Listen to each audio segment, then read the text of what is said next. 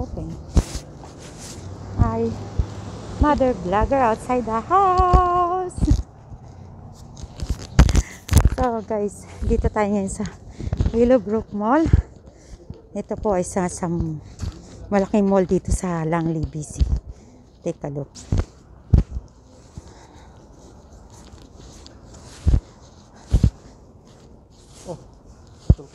They're closed now. So, ang Starbucks closed na kasi it's 5 o'clock na. But the mall, I think it's Sunday.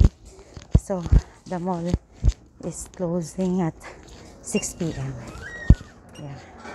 Dati matagal sila nag-close. Kaya lang because of this pandemic, nagbawas na. This is the Willowbrook Mall in Langley, BC. Tadaan! Ang daming tao, diba?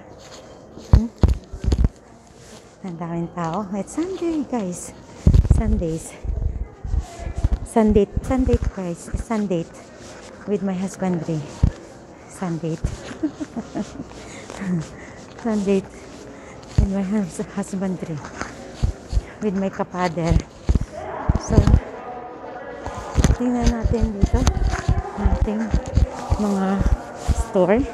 Here, meron silang Michael Hills. Merong mga Little Mountain. Oh, bago to. Dami na nagbago dito, guys. Aldo. They have Aldo. Just last year, yung Aldo. Just last year yan dumating dito. Ang ganda ng shoes nila, oh. Aldo. Wow. And also children's place. They have children's place here. It's Sunday, guys, kaya walang masyadong tao. And also they have Sephora. Sephora here. Sephora. Tao. Kukunti lang tao. Oh, they have something. Bentley also is open. And the store will be closed at 6 o'clock in the afternoon.